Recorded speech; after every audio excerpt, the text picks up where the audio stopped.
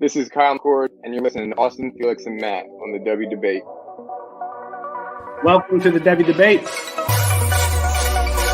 All right, boys. Are we ready to debate? Austin, you tweeted something, girl. You tweeted your running back rankings. Explain yourself. Boy, that escalated quickly. I mean, that really got out of hand fast. You jumped up and... That's Austin Nace. Who is going to be that guy? And for me, Bijan Robinson is still going to be that guy. Back to the ground with Robinson, who spins and then tries to bounce it. A stiff arm, another one as he rides it, keeps his balance. They're going to say he stepped out, but I'm Felix Sharp. I know you didn't think that we would get through this episode without mentioning the name one Zach F. Wilson. Screener draw. Oh, Wilson is going to uncourt for the end zone, and he drops it in beautifully. And it is his roommate, Dax Milne, on the touchdown. That's Matt Bruning. G. Scott Jr. Obviously, I waxed poetic about him on the last episode, so I won't do that again here. And this time it's Fields on the carry. Watch out! Justin Fields! Hello, Columbus! 51 yards! Bruning, are you ready to go head-to-head with me? I am. Got to get my popcorn out here. Hold on. Got to continue. I got. Kyle McCord is going to end up winning the job. He's going to be rated higher. Well, I'm not nearly as passionate about what I'm about to talk about. Our apologies because Herbstreit ran out of time. We'll get him rescheduled soon. And for Matt Bruning and Austin Nace, I'm Felix Sharp. Good night and good luck.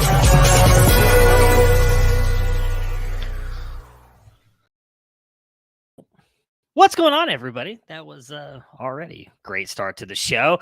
No Felix, as he is... I actually don't know what Felix is doing. Austin is in couples therapy tonight with Colin after a very interesting episode. If you listen to the Big Ten preview, I have never heard Colin wheeze laugh so hard over a joke. I was seriously concerned about Colin there for a minute, but it is Chris Moxley, Matt Bruning here. We're going to do an SEC preview, but we have some pretty big college news that we have to go over first. And let's start, Chris, with Colorado seemingly heading toward the Big 12. Their presidents are meeting. Big 12 is meeting. All these possible news press conferences scheduled. Seems like it's all but a done deal. What are your thoughts on Colorado heading back to the Big 12? Yeah, it's going back to their roots. I have my number one thought is the commissioner of the Pac-12, Kliavkoff, is the world's biggest idiot. He's been talking about this media rights deal that is so awesome that he can't even talk about it at Pac-12 media days, and it's just a non-existent deal. And now that Colorado is leaving the conference, and Deion Sanders and everything that his presence attracts, imagine how much less this deal is going to be worth moving forward. So that's one. He single-handedly destroyed Pac-12 football. Two is, I think a lot of people are going to see this and think Colorado is a weird fit in the Big 12, but I don't think enough of the audience is old enough or is invested in college football lore enough to realize that Colorado was a seriously legit program for a long time. And this is an organization who they've invested in the football program previously, and I think they're turning the page again because they weren't doing so over the last 10 years, 10 years plus probably. But bringing Deion on, doing kind of lightening some of their transfer restrictions and all of these not necessarily behind the scene things, but things that will make it easier to have a successful football program are all happening in Colorado right now. So I actually think this is a good fit, and I think Colorado is a great get for the Big 12. I think they're a program that's on the ups, and I think that's a program that can be a marketable asset for the Big 12. So I really like this year for the Big 12. If you're Pac-12, you're screwed already, so what does it matter? Yeah, I mean, the last time that they were truly relevant was when they were in the Big 12, was it not? I don't remember them being It was a like the big player. early 90s.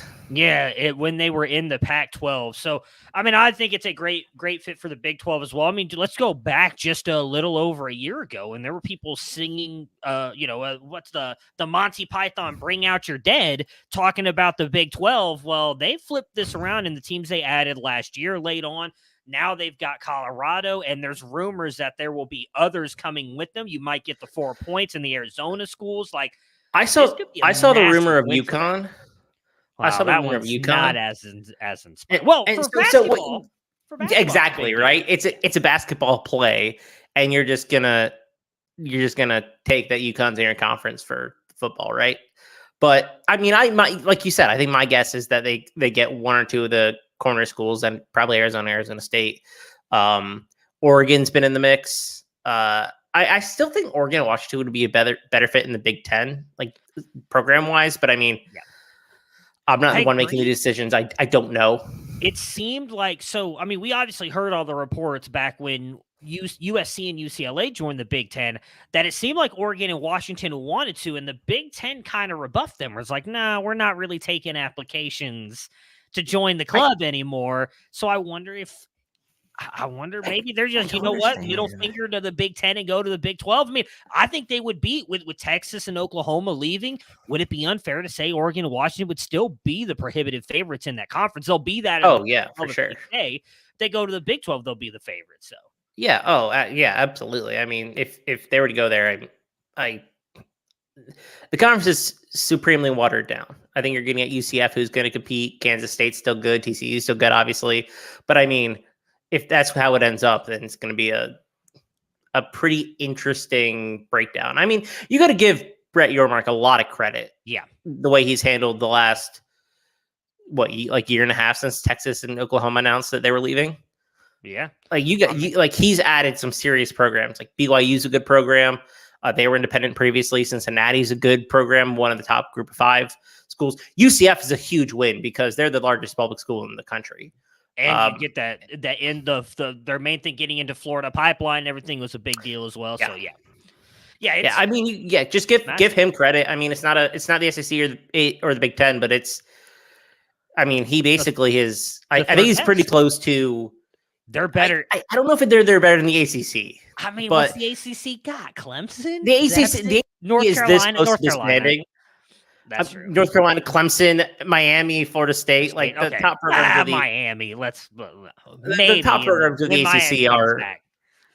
Yeah, but then you have like Duke, Syracuse, Virginia, all these schools who are super academically inclined and don't want to play ball. So I think the ACC is way more fragile than the Big 12 ever will be. Yeah, and so you're going to see half those schools go to the Big 10. You're going to see half go to maybe the SEC. I mean, I don't know if Clemson and Florida State will end up going to the SEC, considering the rule that the in-state school has blocked over time and time again. Like Texas A&M had blocked Texas for a while, and then they said we just want Texas. South Carolina's blocked Clemson for a while. Wow. Florida's blocked Florida State and Miami for a while. But we'll see. This is I think the straw that breaks the camel's back when we talk about realignment, though. Yeah, it's going to be a power UCLA were big, but Colorado leaving is basically Pac-12's done. Because we are what, exactly 1 month from the season, I think. Yeah. Or 31 days, or whatever it is. Literally. Pac-12 does not. The Pac-12 does not have a media deal. In place. A Power 5 conference in the country. Are you kidding me? It's just a joke. I mean, I honestly, you're right. There's no other way to describe it than it is a joke. I mean, how are they going to, I heard someone talking about it recently that it's almost like you have to have multiple different subscriptions just to be able to watch certain school games, just to be able to see certain ones that they're not all going to be together on one spot. It's going to be the Notre Dame strategy.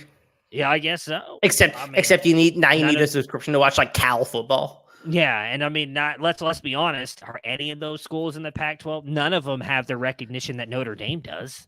The problem is that none of the schools left are really revenue drivers. Oregon is a big competitor in the college space because they have Phil Knight money essentially, and they have really good alumni base, and Washington does too. Those are really I think both competitive programs. But after those two, you're not really like who else is really left that's going to give you a bunch of money and is willing to play ball competitively. Like Stanford is not like once you hit 4 years at Stanford, you have to transfer out as a grad transfer. Like they're not retaining 5th, 6th year guys on this roster. So I don't know where it leads, and I don't know where it leaves the Pac-12. I think they're in serious trouble, and I think we're probably a year or two away from them getting like essentially disbanded.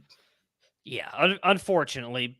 I mean, we'll see what happens. I'd kind of hoped with us moving toward the expanded playoffs and what I believe is going to make college football a more national game, we would still have a Power 5. But it just seems highly, highly unlikely that that's going to happen. Because even, everybody always brings up when you hear about this news on Twitter, it's like, oh, why don't they just go get the best G5s? There's really not that many great G5s left anymore.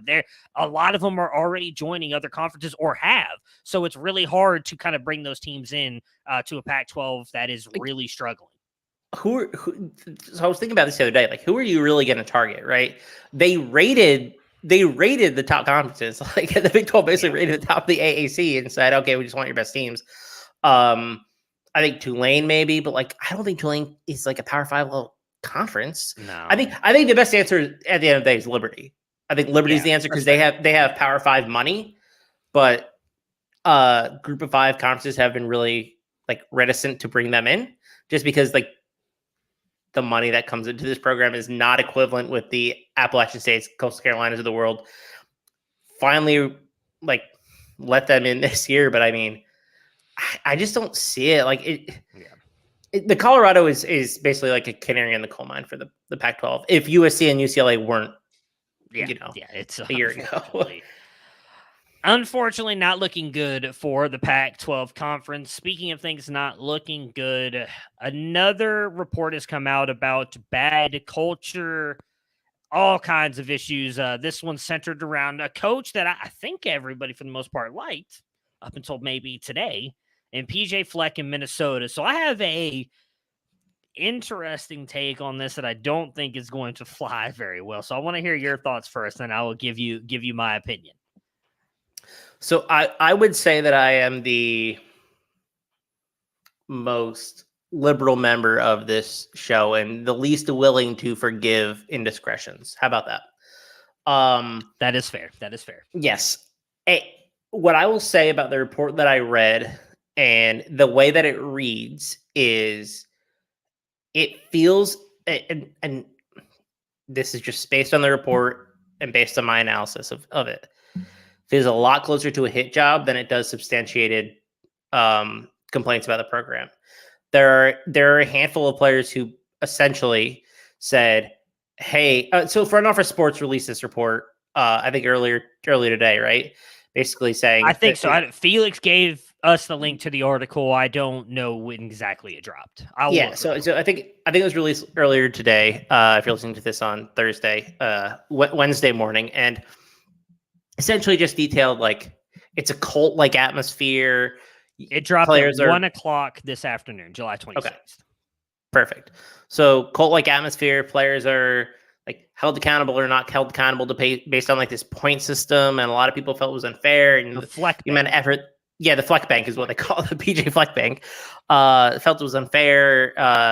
It was like based on like charity work and like praying, which, you can say whatever you want about all that stuff. But my interpretation of what it was PJ Fleck wants to instill a culture in Minnesota football. And I think it was the same culture that he had at Western Michigan, which is we're going to play football a certain way, and we're going to act a certain way off the field as well.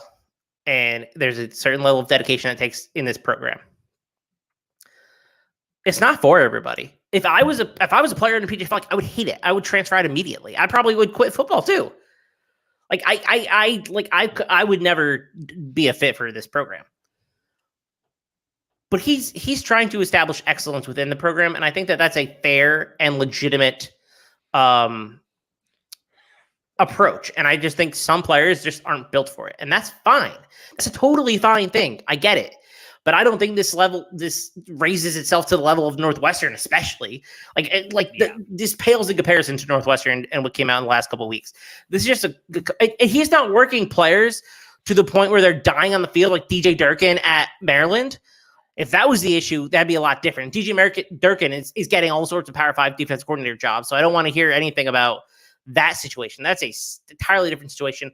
I think what PJ Fleck is doing is just trying to instill a culture of extremely hard work, and it's not for everyone. I would hate it. A lot of players don't like it, but I don't think it's something that we should cancel Minnesota football or PJ Fleck over, and that is my read on the situation. I think the worst part of it is the injury stuff, and I question if we don't have substantiated reporting on that. So I'm skeptical. Man, that's not the way I thought you were going to go. Because I actually agree with you. You can't spell culture without the word cult. Like people, I think PJ Fleck is a cult. What do you think row the boat is? Exactly. Row the boat is literally a cult. And I don't want to just push all of this stuff aside. Obviously, the injury stuff, like you mentioned, though, it said there was a couple players in there, nothing substantiated. Obviously, that is a big issue. You don't want that to happen. Absolutely. People making all these issues out of, well, if some of these players tested positive for drugs, that he let that slide. You don't every think program that in the country happen at every program. You guys don't think that they do what is being accused, what PJ Fleck in Minnesota are being accused of every program. It may be to varying levels of degrees. You guys hate it when you find out how the sausage is made, but you still go to the market, you buy it, and you eat it. And you're going to do the same thing here with college football. And that was going to be my take on it. You hate finding out about how these coaches are and how they treat players and all this stuff. So you're going to raise a big stink about it right now. The minute those games come on August 26th, you're going to be watching and cheering and pretending like it never happened. Do you remember the Trent Dilfer video? Yes, I do. About him basically. I personally did not think it was a big issue, but I know a lot of other people were fairly upset about it. Him getting aggressive in the face of where did he put his hands on Bell? Did he coach in Montgomery Bell? No. It was a high school, or that was from a high school. Yeah, I don't remember. So he was a high school football coach. Put his hands on a player, kind of pushed him, and that is a legitimate coaching strategy. Not one that I necessarily agree with. Not one that I think is necessarily successful, but it's given PJ Fleck a lot of success. It's given Minnesota a lot of success. I think some players are built for it, and I think that some players need that sort of push. There's some allegations in there that are tough. We talked about the injury stuff. We talked that's problematic. But a lot of what that article reads, and you can go read it at Front Office Sports for yourself too, if you disagree with our conclusions here. A lot of it is he pushed me really hard. And the one quote, and I empathize with this player. He said, he wants us to answer that we're elite every day. I was going to bring that up, yeah. And I said I'm good, and Fleck walked back and he said, "No, you're elite," because he was going through a mental health crisis. I empathize with that, right? That's tough for anyone. But at the end of the day, it's that's not PJ. That feels like two separate issues. One is a football player issue. One is a mental health issue. And I know it's hard to separate the two at the end of the day for the individual. But PJ Fleck also is quoting that article saying that he's offered mental health resources to all of his players. And so I struggle to balance those two about how a player and a coach should handle those two. Because I think Ryan Day did a good job talking about I'm gonna forget his name now, but the offensive lineman. I can't remember his name. Yeah. He retired from football because of it. Yes. Yeah, and I don't know enough about the situation to have a strong, well thought out take on that specific instance, because it feels like it's a lot more buying into the football program and the culture versus hey, how are you actually doing as a person? Yeah. And then the last thing I'll say, and I'm talking a lot about this because I have opinions on it, and I don't want to. I think it's important to talk about. We're only talking about the SEC, so yeah. I think it's important to talk about just because, in terms of building a football program. But he has the family quote, which is he's a Graciano disciple, essentially, which is "Forget about me, I love you." And Rutgers wore those on the back of their back of the jerseys a bunch in the last couple of years. And one player came out and was "Forget about me, me is my identity." And that's not the point, though. You're missing the entire point of what this is. And so this piece feels far closer to a hit job than an actual issue within the program is my final thought. Yeah, I mean, so I never made it to the college level like Felix and Austin did. So maybe they have different takes on this, but I played sports my entire life at competitive levels throughout that whole thing. And I had coaches like this. And I think the main difference you're going to find, especially when you go to college, is all this, as you mentioned, was a lot of it was on PJ Fleck. They talked about in this article very smallly. There was not a lot about how the position coaches in there held different standards than PJ Fleck did. That's because they have the relationships with these players. PJ Fleck does not. I think that's something that's widely overlooked. A lot of these head coaches don't necessarily have a one-on-one relationship with every single player. You mentioned the mental health stuff, and Felix is joining us for those of you who are on the podcast now. The mental health stuff, like Ryan Day did that as well, but he talked about it in an interview that he didn't know what that player was going through. A lot of these coaches don't, and I don't want to say that that's necessarily okay, but you also can't hold them 100% accountable for that. They're in charge of, 100 players on this roster. They put those resources in there. If those players don't feel comfortable to talk about that, like, that's more of a societal issue, in my opinion, than a coaching issue of PJ Fleck. I thought a lot of it was just from some of the outrage. I haven't looked too deeply into it, as I did just check out the article earlier today.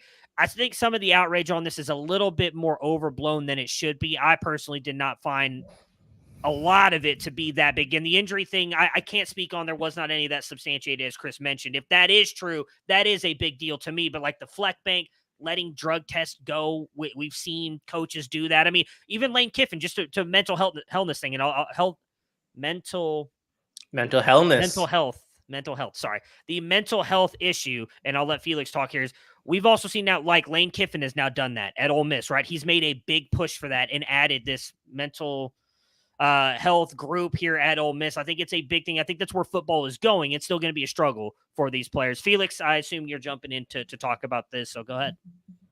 I wasn't going to come on today because it's been a long day, but I felt actually really strongly about this. PJ Fleck, of course, started at Western Michigan University. I think he was a wide receiver at Northern Illinois, a 5'10" unathletic wide receiver who's always had a chip on his shoulder.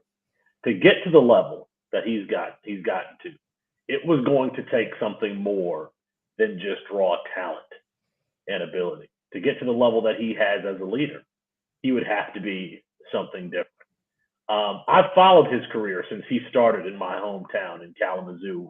I even thought about buying an oar, and when I thought about buying it, he went from Kalamazoo to Minnesota. I don't think that people understand that football is not for the well-adjusted. But what I see in that locker room isn't something of dysfunction. It's someone who believes in himself, who's trying to get the most out of his team, and is trying to establish a certain culture. You two have already said it. There was one thing in that quote about all the mantras that he had. I write in my journal every single day about consistency and discipline. My cult leader, he's trying to establish. Coach Martin used to say, I've got to take care of 110 jokers. You said 108. It's usually 110 jokers that he's trying to get on the right path. This felt like 100% a hit piece. And I kept waiting for the big reveal somewhere in that article, and it never came. I was waiting for the Pat Fitzgerald allegation. It never came. I really wish that I would have prepared remarks, but in reading the article and reading it a couple of times, it just made me angry because, coaches are trying to teach you to be mentally tough and to still perform when you're under adversity, when you're tired, when you're struggling, when you're hurt. You know how many life lessons I've learned from teaching like that? No one cares if you lost your job or, you're down on your luck. You still have to perform for your family to figure it out, to do your job. Is Bill Belichick a cult leader? You don't think that you don't think that they have mantras in New England? That type of mental toughness that they teach. They talked about in the article about PJ Fleck requiring clapping every time that he enters the room. When I thought about it, that's not his ego thing. He wants a certain amount of energy consistently. When I was playing quarterback in high school, if we didn't break the huddle the right way, right 127 lead on one, ready, break. If that was lethargic, we would have to do it 2 and 3. There's the clip of John Gruden talking to Chris Sims, making him get the play out with authority because it has to be said a certain way. You have to command the huddle. I really felt a certain way about this, again, because I've been following PJ Fleck's career. 5'0" wide receiver from the MAC, played in the NFL for what, a year or two, and has made it to where he has. Put Western Michigan in New York Six Bowl, by the way. That Corey Davis team, those Corey Davis teams. Chris, I thought I was going to be prepared to come on because I thought that I was going to have to fight you.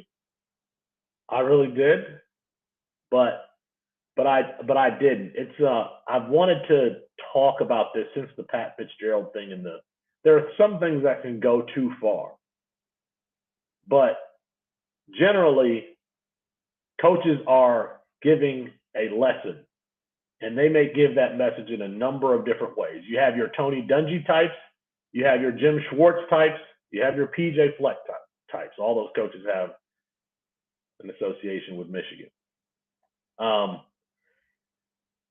So I don't know. I think that is where all of those things that were reported in that article, and we should probably post it in the description of the show today. It kind of indicated to me a coach who really, really believes in himself and is trying to instill some very specific things. Those mantras, the acronyms that they use, are so that you remember them. It's so that you remember them. And you don't need a mantra when you're doing well. You need it when you're not at your best. It gives you something to believe in, a carrot to pull you along the way. And that's all I saw from that article from PJ Fleck. All right, I'll let you guys finish. Well, I guess Matt left. Is he throwing it to me? We lost Matt. No, so you thought I was gonna take the other side, right? I 100% thought you were gonna take the other. This is toxic. So I didn't play sports at a high school level. I played like hockey in like 6th and 7th grade. That's as far as I got. Prayer. Oh, that's what I was gonna say. Praying with him. We said the Lord's Prayer after every single game at Grand Valley. As a matter of fact, I think we said the Lord's Prayer after every single game in high school. I thought that was just known that is something that teams do. It's never been different. I've never known anything different.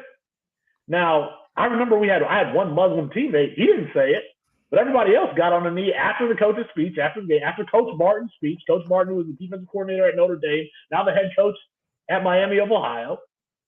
We said the Lord's Prayer after everything. There was nothing in that article that was out of the ordinary. So that's what I was gonna say. It struck me as like everyday practice for a high school or college football program. Honestly, I was like kind of surprised that you said it, like you said earlier, right? There wasn't a big reveal in this. It was like, hey, he runs his program to a certain standard and expects something out of his players. Literally, it would be. It's like ironic almost that they talk about this Fleck bank in terms of like accumulating points, and you accumulate points by doing community service activities. Community service, going to study hall. Yes. And that sort of thing. And it just is so ironic. One of the things that they said they let go were drug tests. First of all, no one knows whether or not maybe the position coach and the coach know if a player passed or failed a drug test. They could have said marijuana test. If somebody passes a marijuana test, we're going to suspend them it's 2023. You're going to suspend them for 20 games. You're going to Josh Gordon them. Isn't it legal in Minnesota anyway? I have no idea. It's just It may be legal, but it's probably not in the NCAA, so that still won't matter, unfortunately. But the ways that players could build credibility with Coach Fleck had no issue with whatsoever. Matt, you're back, so I'm going to turn the show back over to you. I was going to do my Bane impression when I came on because I thought you were going to say my name, and I was going to say, "Speak of the devil, and he shall appear. Do you feel in charge?"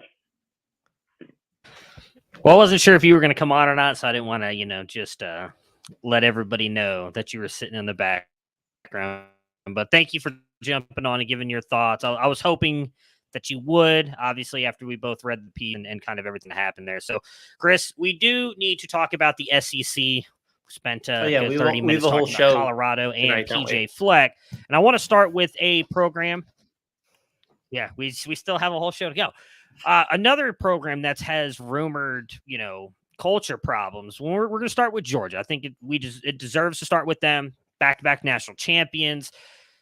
Carson Beck. Some, as Bane, who just left here, has talked about he is, the next coming of Matt Stafford, it feels like, with the way he talks about Carson Beck and praises his name. What are your thoughts about Carson Beck and this passing offense this year? Yeah, I think Carson Beck is a better player than Stetson Bennett was. From just like a football player standpoint, I thought he had one of the better spring games I saw across the entire board. So I was really, really impressed. I like this offense. I like Carson Beck. I think that he can be really good. I don't know what his statistics will look like just because Georgia's going to be favored in every single game. And they're probably going to go 12-0. So he's probably not going to play the whole game. They're probably going to rush a lot. You're going to see a lot of 14 for 15 for 200 yards and 4 touchdown games. That's probably not enough to build a Heisman case. But he's going to be darn good this year, I think. I think that he's a really solid player. First rounder, second rounder, probably not. But he's an NFL draft pick if he performs well, and I think he will. Yeah, I mean, I'm with you on that. I don't think I've ever said that he's not going to be good. My main question has been that the offense. I don't quite believe in Bobo the way that I think Monken ran that offense, though we did a Lad McConkey video recently on the YouTube channel, and Georgia Bulldog fans let me know I'm an idiot, so maybe I'm wrong. I know he had a great 2014 offense, apparently. Georgia Bulldogs and fans I will go ahead. Are yes. the one of the worst fan bases. Y'all can comment in the video. I don't care. I don't care. They are aggressive defenders of nonsense, regardless of what it is. They've defended all the accusations that have come up to this point. And I watched Mike Bobo's most recent offensive performance as the offensive coordinator at South Carolina. They suck. He sucks. He's not a good offensive play caller. Anything that happens that is quality is him stealing anything from Mike Bobo or Todd Monken. He just isn't a quality play caller. Sorry.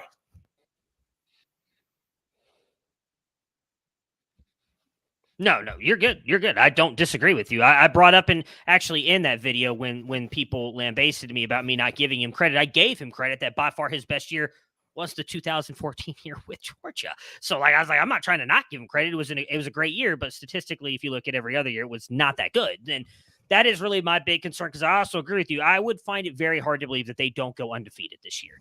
And if that is the case, I don't know that they continue to have Carson Beck out there in the fourth quarter throwing 50-yard bombs. Now, he likely will have some games where he goes, 11 of 15 for 200-something yards and a couple touchdowns. That's fine. We think that that's coming. Yeah. I do think he'll make it to the Heisman ceremony just based on the fact that it's going to be a Georgia team that's probably going to be number one pole to pole. Oh, I mean, let's be honest. Okay. Pole to pole, they're going to be the number one team in the country unless they lose, which I don't think that they will.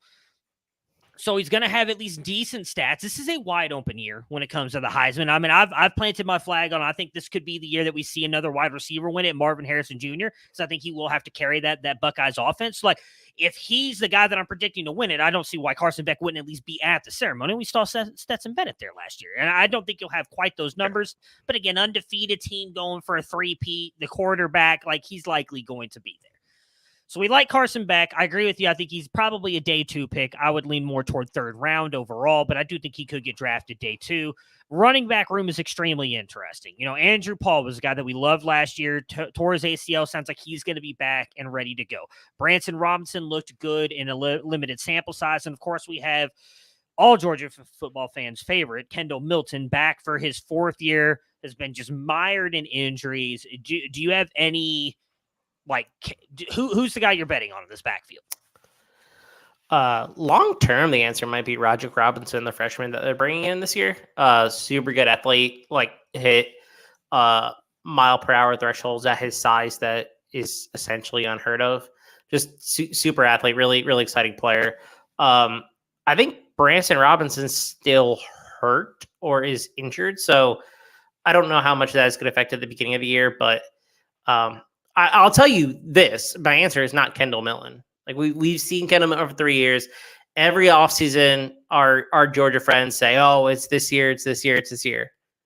I just don't think it's going to happen. Sorry.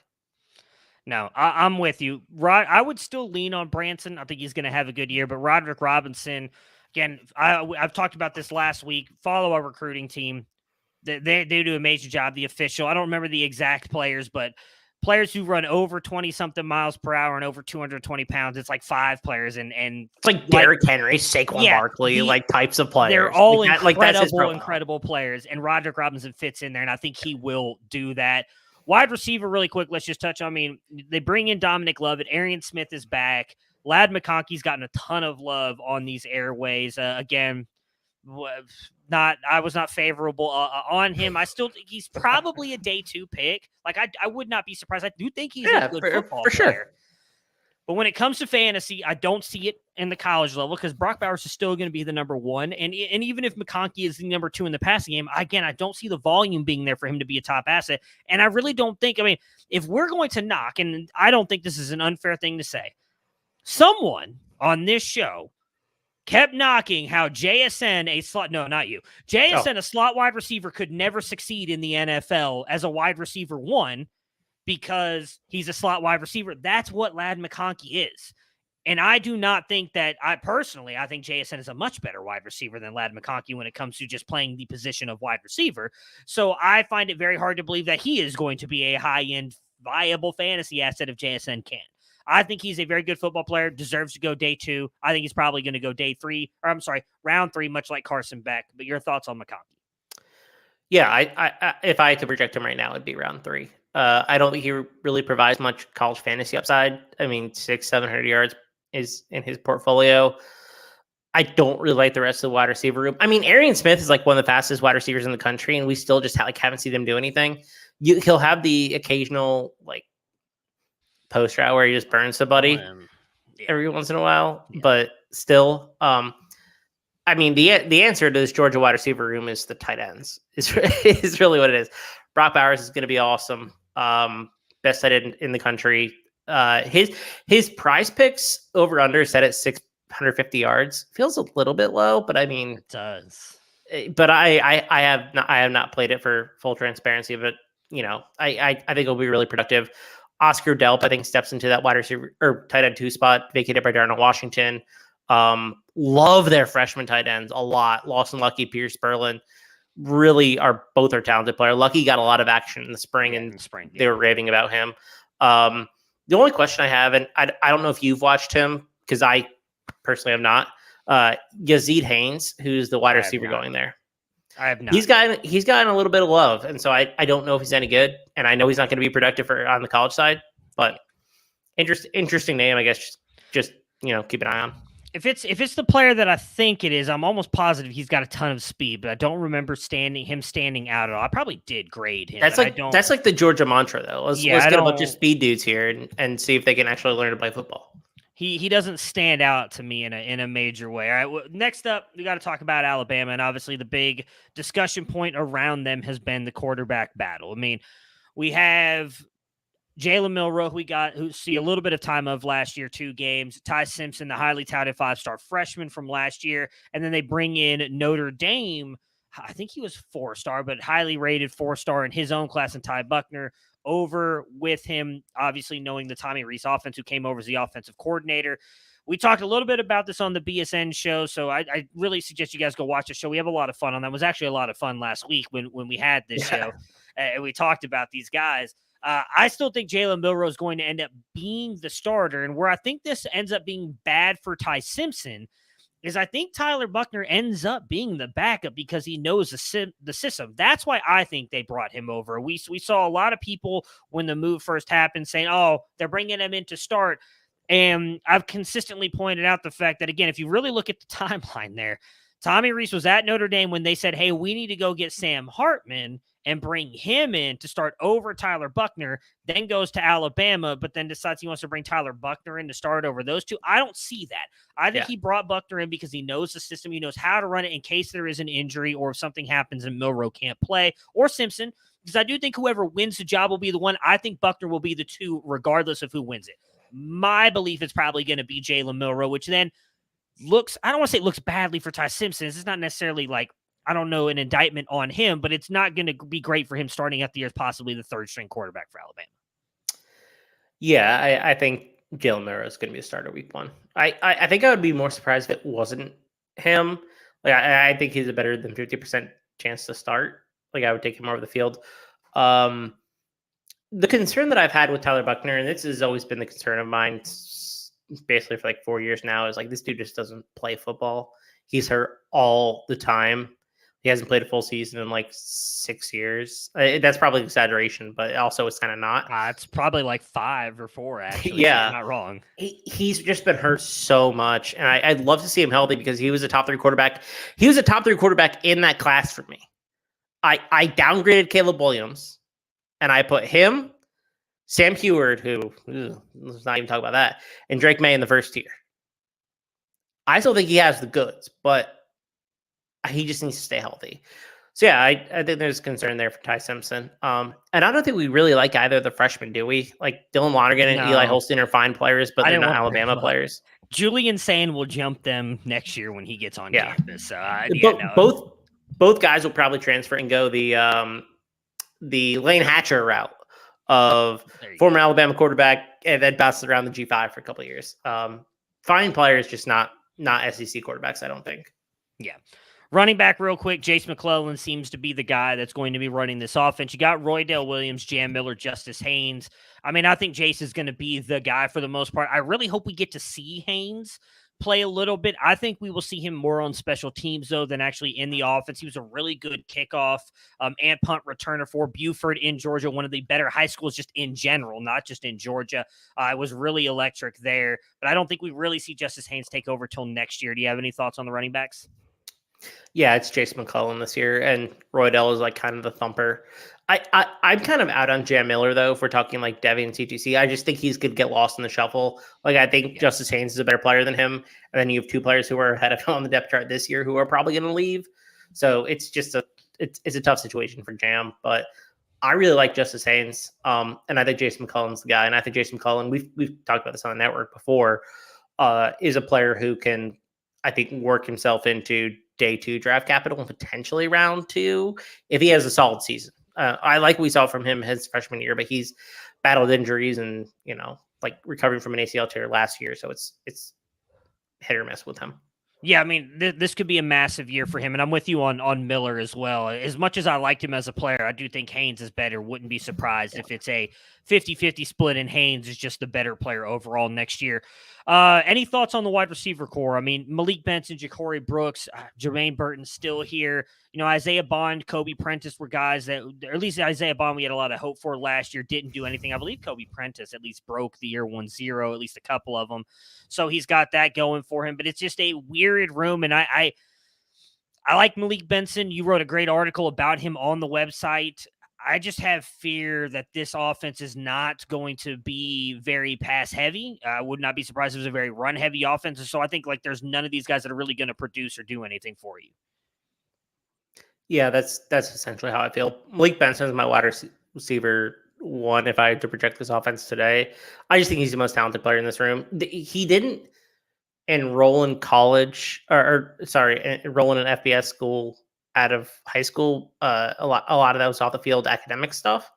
And so he would have gone to an SEC program. Like he has a speed, he has athleticism, he's all that going for him. incredibly productive, 27 yards per catch player at Hutchinson Community College, like great player. But I don't know if I want to really pay up for any of these other dudes. Tight end CJ Dupree, who's coming in from Maryland, is kind of interesting. But outside that, I mean, Yeah. it's just a bunch of dudes. And I don't really like their freshman Jalen Hale all that much. He's okay. I think he's overrated in terms of recruiting rank versus where I think he's actually should be ranked. But I agree with you. Speaking of a bunch of dudes, Arkansas. I mean, that is really a bunch of dudes. Really just Raheem Sanders and a bunch of dudes. Do you really have, or do you care about anybody on this roster besides Raheem Sanders? I personally don't. Like, I know KJ Jefferson's getting some NFL draft buzz. I just don't see. Like, I think he's a good It's not. player. No, it's not going to have one. I don't see him first round. I can't keep saying. I feel like Colin Decker up here. All these guys getting day 2 draft capital. I don't even know that KJ Jefferson gets that. I think he's a fine quarterback. He's a day 3 guy who like has athletic upside in like he's not the same player as this player, but I could see him being used this way in an offense like Tyler Huntley with Baltimore. I think that'd be a pretty interesting like perfect 1-to-1 perfect backup comparison. Quarterback is where is what he is. Yeah, who fits a system that makes sense. Super athletic, super big, but issues behind him. I mean, I don't know if I like anybody else in this offense, to be honest. They brought in a ton of like dudes. Half their wide receiver room is transfers. Tyrone Broden's coming in from Bowling Green. Isaac Tesla is coming in from Hillsdale. And Varkey's Gums, who's the tight end, might be the most interesting player. He's coming in from North Texas. He was honestly really good at North Texas. I didn't think he was going to commit. He was kind of talking to like a handful of other schools. But he ended up committing in June. I don't remember when, but good player. But I don't really like anybody else. I mean, what do we think about Rashad Dubinion, who's the running back 2-3? That's the only guy that I think I would be drafting. Yeah, I mean, I think he's fine. I really don't love anybody on this team outside of Raheem Sanders, to be honest. Yeah. I mean, I kind of liked Isaiah Gustive, who's the freshman. But, I mean, he's got AJ Green, Dubinion ahead of him. He's fine. You're probably not seeing much of him for not at least this year, maybe something next year. Felix is in the chat saying Malachi Singleton. I mean, he's an interesting quarterback. I mean, he's listed, I believe, 6'1", 225. I feel like he is 6'1", 225. Jesus. He's KJ Jefferson is what I feel like he is. Like, they just went out and found themselves another KJ Jefferson. He's a good rusher. He's a really, really strong arm. Played pretty good competition, if I'm remembering correctly. But like overall, he's not a guy that like I think is a game changer in any facet of the game. The only players that I think I would target potentially outside of the ones we've talked about, I like both freshman tight ends, Luke Hodge and Shamar Easter. I think are probably 2 top 10 tight ends in the country. They both brought in. Hodge was really good in the spring. I think Easter's a better player, but something to keep an eye on in like tight end premium leagues who emerges and starts getting snaps, because I think both are pretty good players. All right, we got to talk about the next Anthony Richardson now on the Auburn Tigers, according to one Felix H. Sharp II with Robbie Ashford. He joins with new head coach Hugh Freeze here with Auburn. I feel like I could say the same thing about them. It's just a bunch of dudes. There's really nobody on this team I am intrigued about at all. Maybe Caleb Burton. Maybe this is the actual bunch of dudes team. Yeah, a bunch of players who are like pretty good and probably can be SEC players, but are actually that good. And so, like, what do you do with them? The only player on this team that is interesting at all, at least in my opinion, is Jarquez Hunter, but he's also facing a potential suspension. I don't know what's going to suspension. Yeah, I don't know what's going to come down with that. A lot of allegations about just disseminating Twitter. You'll find out. Yeah, just search Twitter. I don't want to get ourselves in trouble, but that's the only player that I would invest in this offense. Period. To be honest, from Debbie or CGC perspective, I mean, you could tell me that.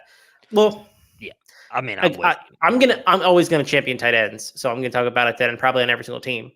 Well, as we go through this, but I actually really like Rivaldo Fairweather, who was a transfer from FIU. He's a good tight end, and it wouldn't surprise me if he was like a top option in this offense this year. He's a good player. Yeah, the only player that I am semi-intrigued, and I know my bias will be called out here, and that's fine. But Caleb Burton coming over here, I believe, am I remembering the right? Caleb Burton transferred from Ohio State? From Ohio State, yeah. That's right. Once a very highly ranked recruit. I believe at one point he was the number 1 wide receiver in his class before a bad knee injury. Doesn't have seemed to really recover from that, but what I will say is that wide receiver room, at least in my opinion, is wide open. Now, I'm not telling you to go out there and draft him in a Devy league. Don't do that. But in a C2C league, I could see you spending like your 44th or 45th pick, and maybe because we've seen what Hugh Freeze can do with these offenses, and maybe he ends up being a dude for you on the CFF side. But again, this is like a last round pick or a watch list guy that you maybe grab later on. If you're making me talk about last round guys on Auburn, I would rather draft Jair Shorter, who's a Texas or North Texas transfer, who's who I think 2 years ago we had really high hopes for stepping into that role. I think he's the best wide receiver in this roster. But you brought up Caleb Burton. I had to follow up with my favorite CFF option. I'm almost positive I was the highest on Caleb Burton on a recruiting team, so I got to let the dream live a little bit longer. You know, I don't want to completely kill it off. I'm hoping that's. And I promoted Jair Shorter 2 years ago as a top option, and then he sucked. So there we go. Speaking about sucking, Florida Gators. I mean, it's probably not going to be a good team this year. It's going to be very intriguing. I know it's a little bit off topic here. What continues to happen with them, and specifically their recruiting class, if they do not have a good year? Because they've said they wanted a guy who could recruit. Billy Napier is doing exactly that. But I think there's a realistic shot they're only winning 4 or 5 games. I mean, there's nobody here. Trevor Etienne, I think, is probably the most drafted guy, Devy-wise, probably C2C. Yeah. I mean, Eugene Wilson and Andy Jean, the freshman. I mean, Andy Jean was getting a lot of love in spring. Eugene Wilson was highly rated, got a lot of speed. But, like, I mean, outside of that, I don't – Graham Mertz is going to be the quarterback. I mean, I think he could be okay because I feel like he fits what Billy Napier likes as a quarterback, but I'm not out here saying he's going to be Peyton Manning or putting up any kind of decent stats for you. I think he'll be fine. Before you're way nicer than I'm about to be on Graham Mertz. Okay. This is going to be harsh, and I'll just own it. The University of Florida, a premier SEC program, bringing Graham Mertz as their starting quarterback this year with all the options that were in the portal is embarrassing. Embarrassing. Even players that weren't in the portal that they could have snagged. You got Michael Pratt. Michael Pratt is 100 times better than Graham Mertz. You couldn't snag him? Where's this money coming from, Florida? You dropped the ball once. You going to keep dropping the ball? I think Sunbelt Billy has done an okay job recruiting, actually exceeding my expectations because he did not do a great job at Louisiana. You got a team that's scheduled to win 5 games on most betting markets. You better figure it out. And Graham Mertz is not the solution, pal. Yeah, it's like I said, it's going to be interesting, man. I imagine if they're able to keep DJ Lagway, that'll be a good thing for their recruiting class, but I don't necessarily think he's this solution to their problems either at quarterback. It's going to be interesting. Florida's in a very intriguing spot as a team that you would think should be competing for a 12-team playoff, but I would say right now, if you were asking me, I would not put money on them making it even next year. It's a team in a very weird place. And listen, Dan Mullen was not the solution there, I think, long-term for a handful of reasons, a lot of that recruiting based. But I don't know how you can argue the program's in better shape than when he left, even if you want to take the recruiting losses. Like, the transfer portal has not been kind, and the only the biggest transfer portal impact guy was Osiris Torrens, who followed Billy Napier from Louisiana last year. So I wonder, and Montreal Johnson did the same thing, right? Yeah. And so I wonder what Florida's going to look like moving forward. But yeah, Trevor Etienne's kind of the only player I'm drafting from a Devy perspective. A team that could benefit from what they've done in the transfer portal is the Kentucky Wildcats. Obviously, Mark Stoops, who I think is arguably one of the best when it comes to negotiating contracts. For anybody who knows, I believe as long as he makes a bowl game, he gets like an extra $1 million bonus every single year, something like that. Like his contract. Yeah, And it adds a year on as well, too, I think. Yeah, Every time he has a winning record, it adds a year on, and it increases his salary as well. So genius contract by him. I don't know if that's still the deal or that he actually got some sort of security long term, but that is a sick deal considering how well he's done in Kentucky. They've had a bunch of like 8-9 win seasons the last couple of years. They bring back Liam Cohen, who had the great year for them offensively 2 years ago with Will Levis when he had his quote-unquote breakout year. But in my opinion, I said they benefit from the transfer portal. They bring in a much more accurate quarterback, and a quarterback I think is going to do good things for this offense in Devin Leary. Obviously, this team, which is weird to say because a lot of people don't look at Kentucky as a good team, has a lot of very intriguing pieces. I don't think that Devin Leary is a guy that you should be drafting in your debut drafts. I do think he's a guy you should draft in C2C. Probably not a guy you're starting every single week, but he will likely get drafted into the NFL again, probably a backup kind of guy. I would say the same thing about running back Ray Davis, who I also really like, but he's a day 3 guy. I mean, he compares favorably to running backs that have had long careers. Off the top of my head, I can't remember who was in our athleticism database he compared favorably. No one of them was Javonte Williams. I don't think he's that. But it was like Vic Ballard, CJ Anderson. I mean, both those guys had really good I mean, they had good NFL careers. And if you could get that out of a guy like Ray Davis, who I do think has a really good year for you on the CFF side this year, is a player that I want. And then obviously the diamond of this offense is Barry Brown. Yeah, especially from a Devy perspective. I mean, Barry Brown's the dude. He's small though. Like he's not that big. And so that you're gonna have to weigh that when you're talking about where to take him. And I think he's kind of moved down our board collectively as the offseason has went on, as we're like, can we really draft a guy who's this size? But I mean, he's a top 3-5 returner in the country. Super elusive wide receiver. I mean, really, really fun player. I think Dane Key is a player who's kind of interesting, but I mean, you're not really drafting him in Devy drafts the same way you're not drafting Ray Davis or Devin Leary. And a lot of this offensive production, honestly, hinges on whether or not Devin Leary stays healthy, which has been Devin Leary's biggest problem through 4 years of his college career. He just can't stay healthy. It's been an issue for so long. And I hope he stays healthy this year because I think he's a legitimate quarterback. I mean, we were talking about him as like a sleeper going in the first round last year, and then he got hurt again, which told us that like this dude just is fragile, and like it is what it is. That's just the player that he is. I think at this point, it's not a coincidence. He just plays kind of hard, which is fine. But yeah, I think the player that you need to target on this team is going to be Barry and Brown only if we're talking Devy. C2C, maybe Ray Davis and Ray Davis, Dane Key, and Leary, and then maybe Demi Sumo, who's a transfer from North Carolina State, if you think he's going to take over next year. Slimy Shark, baby. Yeah. Slimy Shark. Oh, Slimy Shark is back. He went 39th round in our draft. So yeah, I'd be willing to take him. Oh, shit. He got drafted? Yeah, I think so. I'm almost positive he did. I was looking at that earlier. Mike was in the comments blowing us up because I guess we were on the clock or timer's paused, so I don't care. But CFF Mike over here jumping down everybody's throats about being on the clock. Yeah, I believe he just got drafted. He was a guy that actually was in my queue. I would have taken.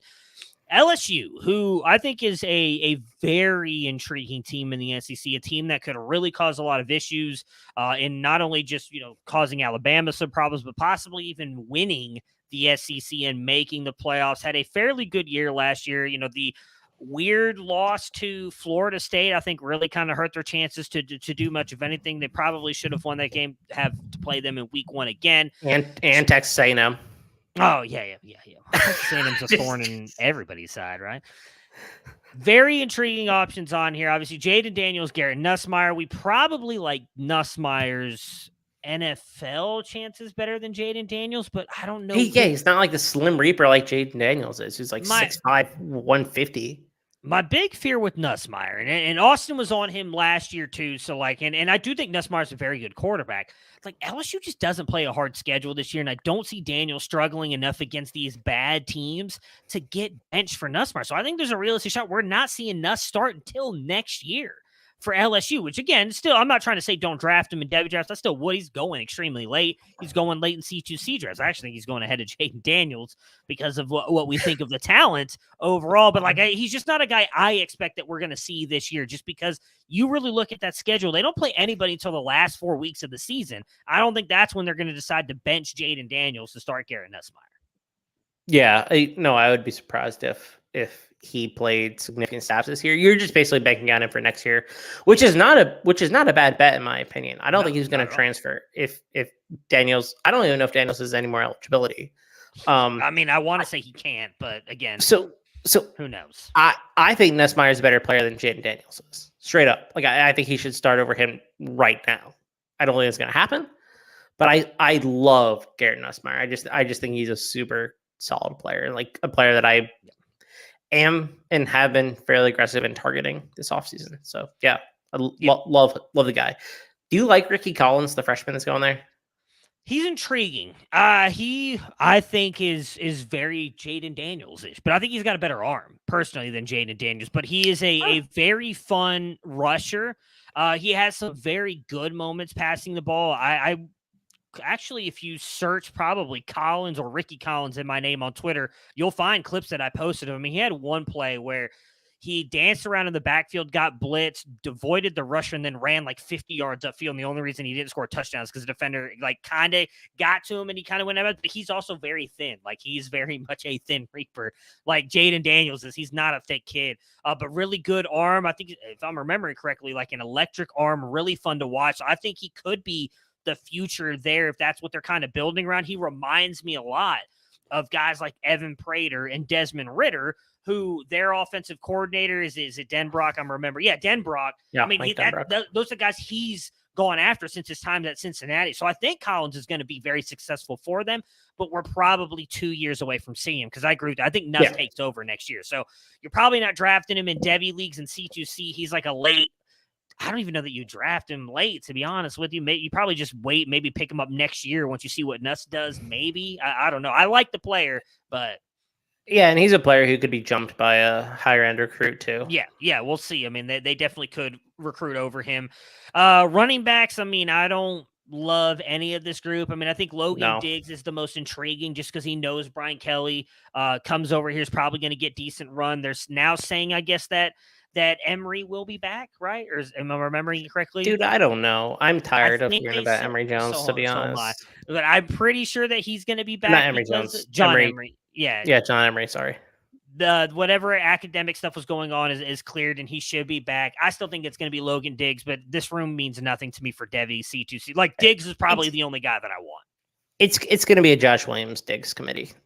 And yeah, I probably am not drafting. I might draft Diggs, but not that interested.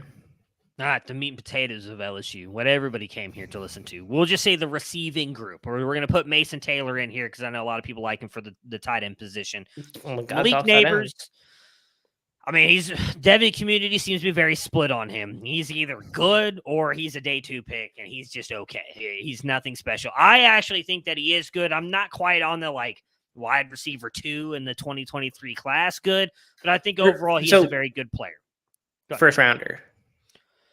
I think he has a chance to be. If I had to say right now, no, I would say he's probably mid-round 2.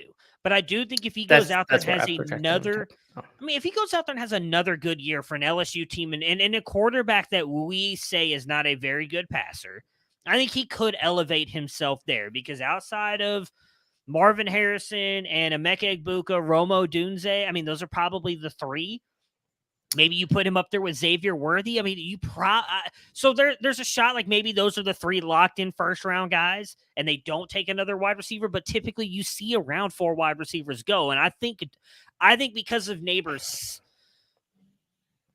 play on the field, I think he can jump Xavier Worthy. He's a little bit bigger than I don't remember exactly how big he is. He's not 165 like Xavier Worthy. But but I'm trying to remember side. He's not 6'2", is he? I cannot for the life of me remember how big he is now. I want to say he's 6 foot 190-ish, if I'm remembering correctly. This is when I need someone fact checking me in the background. He is currently 6 foot 199. That's a really nice size. That's the NFL profile that right. Yeah, they're targeting. So because of that, and what I think he could do on the field, I think he could jump worthy. So that's where I think he could be the fourth to go in the first round. But if I had to say right now, I'd say he's probably a second round pick. Yeah, that's where I have him. I have down projected him in the first in the one mock I did, and I'll probably do another mock before the season kicks off. Maybe he'll make it. I would have to go through off-season reports, but after him, I mean, there's not really a guy that I like in this room all that much. I think there's hype around true freshman Shelton Sampson. I don't think I'm as interested in terms of his recruiting rank to where I think he is going to slot in on the depth chart. I like Mason Taylor a lot. I think he's a really good tight end. I've drafted him a ton of places. He was a true freshman last year and honestly performed really well in the SEC. So those are the type of players that I want to target. And I actually really like the true freshman tight end coming in this year is Kamorian Pimpton. Super athletic guy. He just needs to refine his game a little bit. And I think that he could be a superstar, to be honest. He's a player that I'm super enamored with. I look at the rest of this wide receiver room and I'm like, Kyron Lacey's all right. Brian Thompson's all right. Aaron Anderson, the transfer from Alabama, is all right. These are just dudes, just bodies to fill the room who are SEC talents. I just don't see anything special with them. Yeah, I mean, Aaron Anderson's the only other one that's semi-intriguing. I know Austin's talked about him before, possibly sliding right into that slot role for LSU. Maybe he does something. I did like Shelton Sampson, but I think it's gonna be hard for him to get on the field, obviously, with Neighbors and Thomas on the outside. And I didn't even name Jalen Brown. Either. Jalen Brown, just a speed guy, in my opinion. But Shelton Sampson, unfortunately, I think he's one of those guys where we like him, but he could fall into that year 1-0 because there's a realistic shot he doesn't do enough on the field. So it's going to be interesting to watch with him for sure. And Kyron Lacey's a pretty good player. He's going to be an NFL draft pick. He's not Devi, not a CTC asset, so he's kind of a roster clogger, but he's probably also going to be drafted. The Mississippi State Bulldogs, obviously a whole new offense, whole new team after the the horrible timing, obviously, of Mike Leach passing away. Rest in peace to the Pirate. They bring in Zach Arnett, who is on the team, and their offensive coordinator now is Kevin Barbay, who I don't know much about, but I imagine they're not quite going to keep that same air raid offense. Will Rogers, I don't think he's an NFL guy. I think he's more of a compiler for what he's done. He's going to end up with SEC records for what he's done. But I don't think he's unfortunately anything special. There's not really much on this roster that inspires any kind of confidence. Do you disagree with that? No, I don't. I actually don't think outside of Rodgers there and maybe Jaquavius Marks that there's a player that I think you should be drafting in CTC or Devi leagues straight up. I don't see it. And so Kevin Barbay is not an air raid guy at all. In fact, he was the offense coordinator for Lou Nichols when he had that monster season at Central Michigan 2 years ago, was at App State last year. That tells you kind of all you need to know about what you should expect from this Mississippi State team. Yeah. And I like Will Rogers. I think he's a fun player. I think he's cool, nice guy. But he's built to rock and roll in the air raid system. He's not built to play a more pro style passing game. Yeah. So he just doesn't have the arm. This is going to sound me. He joked about this on Twitter and he retweeted this video.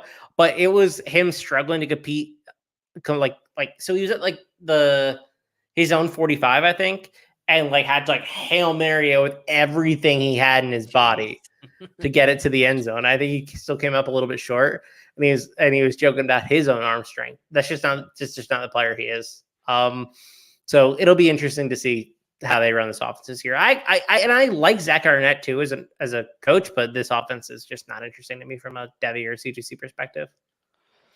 The Missouri Tigers, who I think are going to be an intriguing team this year. Obviously, Eli Drinkowitz still the head coach. They bring in Kirby Moore, the offensive coordinator, who was formerly with Fresno State, and I'll bring that up because of one Luther Burden. They also bring in the wide receiver coach from Ole Miss, who helped develop A.J. Brown, Elijah Moore, and D.K. Metcalf. I have been saying now that I think Luther Burden has a breakout season this year. It definitely has to happen for him this year. If it doesn't, I still think he's going to be highly regarded. Again, I think everybody overlooks the fact that he broke. You and Austin are the kings of this year 1-0 theory. I just Austin more than me. I don't want to take more well, I credit mean, than Austin I created it. am You due. expanded on it. You guys have made it into a legitimate thing that we all like go to as a source. And matter of fact, it honestly kind of kills these freshman wide receivers who don't do anything because they lose all their value whatsoever if they're classified as a year 1-0. And Luther Burden broke every single one. And both of you said that it's extremely rare to watch players do that. I don't know if you know off the top of your hand. I think it's only like 3 players or 4 players, something like that have done it. Yeah, it's under 5 players. I don't remember who they are, but yeah, it's extremely rare because you don't see players utilized in the rushing game, scoring rushing touchdowns, scoring return touchdown. Like it's really rare. It takes a really dynamic player to do so. So, I mean, that just speaks to his athleticism. We knew he was a little bit, rough as a route runner, raw as a route runner and a wide receiver, but I do think that he can, the wide receiver coach coming in from Ole Miss can help develop that. What we heard all that about DK Metcalf. He's not DK Metcalf size, but he is a very, very good athletic wide receiver. I think it's going to be fun to watch what he does this year.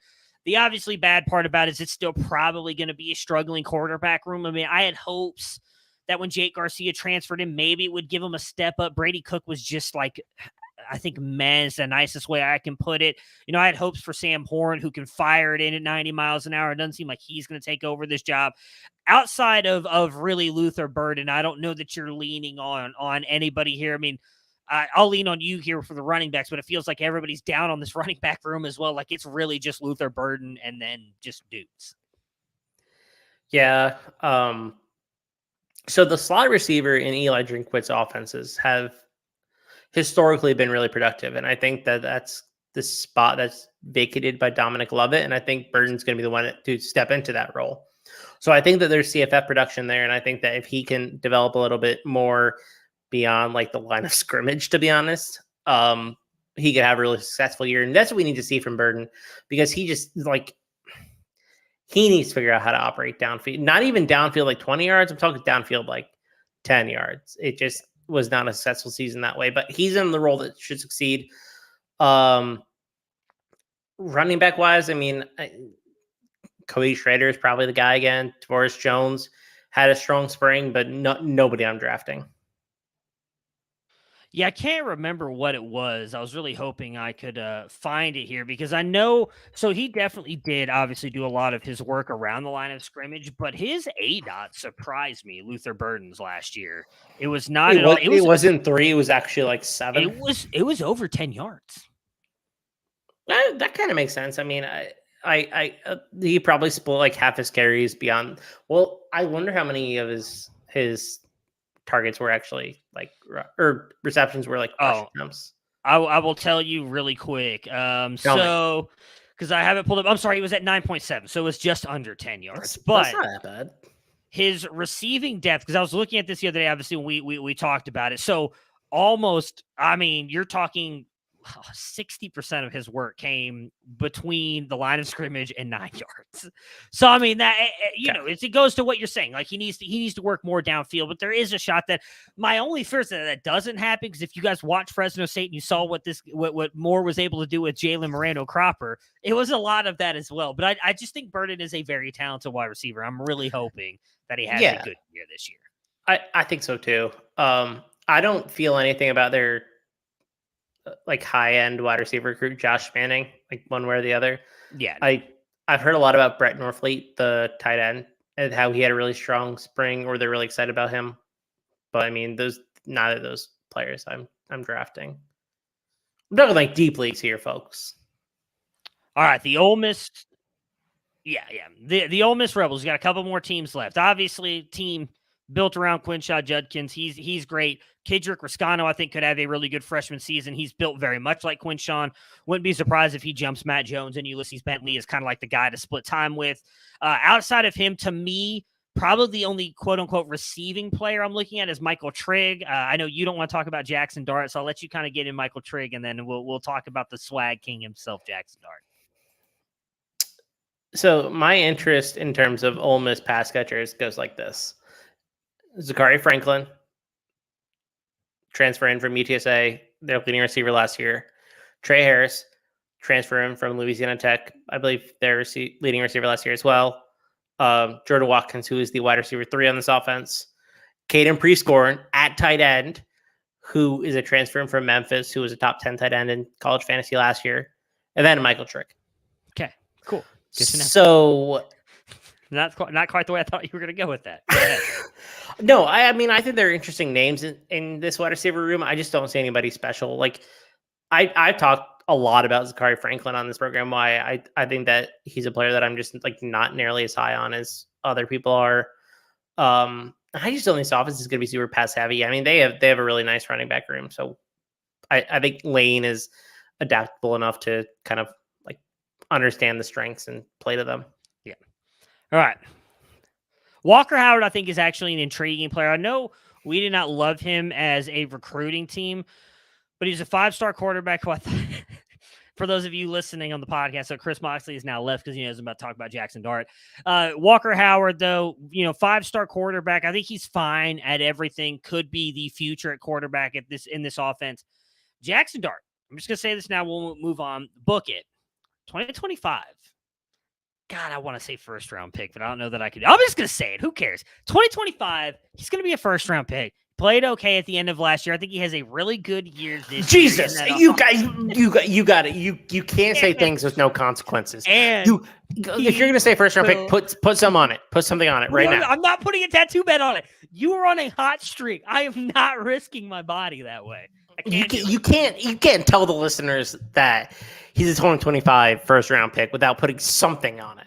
Okay, we'll have to talk about what to put on. I'll put something on. I can't put a tattoo on. Okay, next week when we come back, we'll lead off the show with what Matt has put on. I'm going to put two limits on this because I've done these before. I will not do a tattoo bet because I already have one, and there's a chance that I will lose that tattoo bet at some point in time, and it requires me then getting a dolphin put in as a tramp stamp, and I do not want that.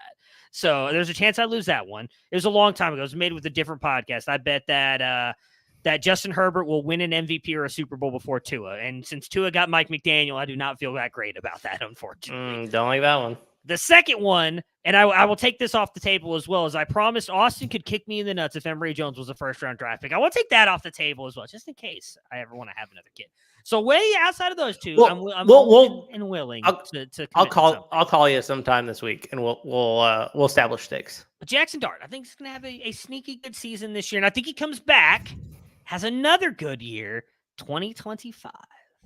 First-round pick, Jackson Dart. All right, South Carolina, your Gamecocks. I'm just going to let you take this one. This is all you. Tell us who we need to know. Yeah, Spencer Rattler's going to be QB1 this year. I don't totally love this QB1 offense. for the team, right? I'm sorry. When you said that, I thought you meant like sorry. He's like going to be QB1. He's going to be QB1 for the Gamecocks this year. Don't totally love this offense from Dow Loggins. I think that has kind of a low ceiling. I do think he's going to be better than the Satterfield offenses that we've seen the last few years, plus Mike Bobo beforehand. So do with that what you will.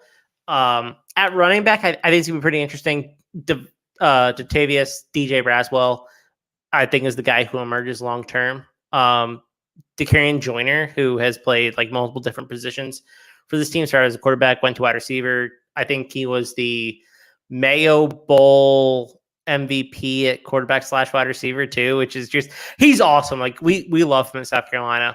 But I think DJ Braswell is the guy who emerges long term. Same with Lenore Sellers at quarterback, right? Like I think Braswell Sellers is going to be a pretty slick dynamic duo in the SEC East for a handful of years. And then wide receiver. I was just going to say, if they really can get Harbor going on that offense, Sellers, Braswell, Harbor for 2 years, that's kind of South Carolina might be a little bit of fun to watch on a Saturday. Well, they did beat Tennessee and Clemson last year, so I think they're pretty fun to watch on a Saturday anyway. I love Antoine Wells, Juice Wells. I loved him coming in before he even honestly committed to South Carolina. I thought he was a super talented player. He was considering a handful of other schools, and he just had it. He played a little bit injured when he was in his last year at JMU and came over to South Carolina and established himself as one of the premier wide receivers in the SEC. And I think he continues that this year. And then there is no other wide receiver on this team that I would be any interested in. They all stink. Tight end Trey Knox, I think, is a little bit interesting. With hearing tight end premium leagues. I think that they really like the way that he performed in spring. I don't know what to think about Nicholas Harbor because he's listed as a wide receiver right now, and Beamer is called Shane Beamer, head coach, is called him wide receiver. So if he's gonna be wide receiver, like that reduces his value a ton. But we'll see. Tennessee, another intriguing team, obviously, with Josh Heupel. They bring in Joey, is it Hazel, as the offensive coordinator, losing Alex Golesh. Obviously going to be a very intriguing team. Jabari Small back at running back. Cam Seldon, the true freshman, who is very intriguing athlete, who I think will be used a lot this year. Joe Milton at quarterback, Squirrel White, Brew McCoy, Dante Thornton. It's a really good team. I think we're going to see Nico at some point. As much as I would love to see Tennessee kind of run the table here and challenge, maybe put down Georgia to give them that loss, I just don't see it. I think this team's still going to struggle a little bit on defense, and I think if Tennessee loses a couple games, that's when we'll see Nico come in. But regardless, I think he's the future, going to be a really good player. Those are really the only guys that I'm watching out for. And even Squirrel White, I don't know that he's really an NFL guy, but he should smash this year in CFF. So I've listened to a couple shows recently from, I won't say people in the know, but people who have probably spent more time looking at this program than I have. And they seem to think like Brew McCoy and Dante Thornton might be wide receiver 1 and 2. And I don't want to minimize the Squirrel White impact, but I just also don't want to be too overconfident on him because he's going honestly really high in CFF and C2C drafts. And I think there's a little bit of risk there that is not really being accounted for. So I will take him if he falls to a certain place, but I also am not like super aggressively targeting him. And I actually don't think I've drafted him once, but it's not intentional. Just goes early. One of those was, I'm almost positive it was Bud Elliott Summer School with the Tennessee beat writer for 247 who talked. I remember he talked a lot about Dante Thornton kind of being the guy. And that's when I was like, okay, like is Squirrel White gonna be the thing? But I mean, I guess we'll see. Yeah, I one of them was probably Bud Elliott, and I think the other one was maybe Brad Powers, Bet the Board show. But I think if you want to take a arbitrage position on this wide receiver room and just kind of try to like be really cheap about it and take an upside shot, I think Ramel Keaton is the one to do that with in CFF. I think like round 45, take him the last round. If it doesn't work out, just drop him and add somebody else. But interesting strategy. Then I don't know how you feel about the freshman Leacock, but interesting player, but not somebody I'm super excited about. I wasn't high on him, but I know a couple of the guys on the team were. So I'll be honest. I feel like wide receiver is probably my weakest spot when I talk about the recruiting. There's guys that I really like, and some of them hit, but I don't feel like I'm as good at evaluating those guys as like Austin and big wide receiver guy are. So I thought Caleb Webb last year was a better player than Leacock is this year. But I mean, I'm not like that confident in that pick. Yeah. Either way, I think Squirrel White, Brew McCoy, Dante Thornton, Ramel Keaton are the guys you want in this offense. All right, the last real team of consequence probably in the SEC, the Texas A&M Aggies. I've said before, Jimbo Fisher, he does the least with the most, adds Bobby Petrino on as offensive coordinator. I mean, I think Connor Wigman could have a really good year. A lot of this is really just going to depend on what Jimbo lets Petrino do. But obviously, I think you're drafting Ruben Owens, who I think is I think the age factor has been widely overblown, especially when you look at what this means for college and NFL. Like we should really be looking at running backs in 3-year windows. And I don't care if he's 24 years old going into the NFL. I'm looking at him for 3 years, and I don't care after that. I think he's a good running back. Evan Stewart, obviously, we talked about it on the BSN show last week. In my opinion, he is the best wide receiver in the entire SEC conference. But I don't really see much from Moose or Aeneas. I don't think those guys are anything special. I mean, Aeneas is obviously a special athlete, very fast. But, like, really for me, it's Owens, Wigman, and Stewart. Yeah, I find it hard to disagree there, right? Like, I liked Connor Wigman last year. He's a 5-star quarterback coming to Texas A&M. And look fine. I mean, I think there's upside there. I'm not gonna you and I are in agreement on Evan Stewart, so I'm not gonna rehash that. But I think Moose Muhammad is kind of interested. I am like not his biggest fan, and I don't think a lot of us are. But he's been talked about. I think Dane Brugler had him ranked kind of high in his piece on The Athletic about wide receivers. So I'm not like aggressively targeting Moose, but if he's being considered high in like NFL circles, maybe he's worth a stab late in drafts. But he's just like, I just don't think he's a super impressive player. Him and Smith are like not that all that different. So who steps into who's going to occupy that role? The one thing I'll say for Moose, he got a lot of love last year in spring as well, and has in this year. I think he's a very good route runner. I think he's just a very solid wide receiver. So in my opinion, it makes sense for a guy like Dane to have him ranked highly. He's viewing this obviously from the NFL perspective, not from fantasy. Yeah. Like for our side of things, we don't see him doing much for Texas A&M this year, and he probably gets drafted, early day 3 next year, which is not a guy that we're really betting on for fantasy there. But for NFL, that matters. Like he could end up being, I think, a viable wide receiver 3 for an NFL team, but something Mike Valerie says on Back to Debbie all the time. Like wide receiver, great. He's a starting wide receiver, but a wide receiver 3 does nothing for me on my fantasy team. So that's kind of where I view Moose. Like I actually think he's a good wide receiver. I just don't think he matters really for our purposes. Yeah. And last thing, I mean, I like their tight end, Donovan Green, as well. But, I mean, they brought in 2 tight ends last year, and I think Green emerged and will have a pretty solid year this year. All right. Last team in the SEC, the Vanderbilt Commodores.